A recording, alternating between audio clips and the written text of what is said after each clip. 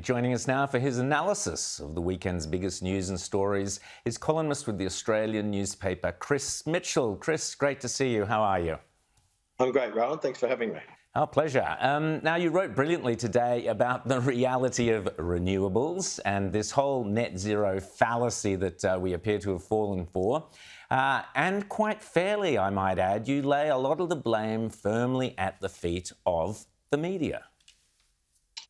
I think a lot of people who write about climate issues don't really understand them much. Going back to your earlier points about Greta Thunberg, how many people really understand that we're talking about 1.1 of 1.5 already? So we're talking about a rise from today of 0.4 degrees, and that may never happen.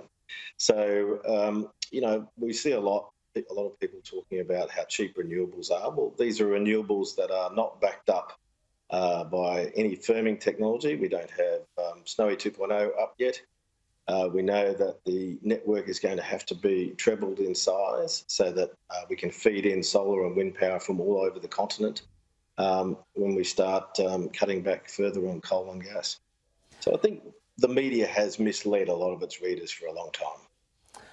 Well, I think that's absolutely true, Chris. We've had one specialist today has commented that the wheels seem to have fallen off the energy market.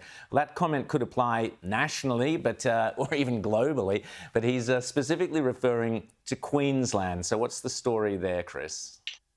Well, I think there's obviously a likely power shortage there tonight, and in New South Wales tomorrow night. This sort of thing is going to happen more, and we saw it, Rowan, in November and December, long before the Russian invasion of Ukraine. We saw it across Europe. As we wind back coal and gas, the firming that they now provide to the network starts to disappear. And when the sun doesn't shine and the wind doesn't blow, and when it gets to winter, all of a sudden renewables don't work as well as we thought they did.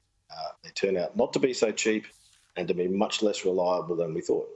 And you imagine yourself being a gas generator or a coal generator today. You've got rising prices. You can't bid fairly to feed into the network most of the day. You're only really providing power at night. And how do you make a profit like that? The system is designed to make the firm generating capacity of gas and coal fail.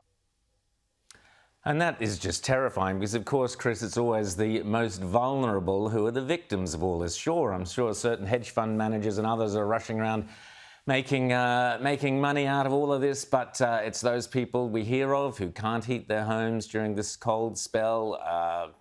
They're the ones who suffer the most. It's shocking.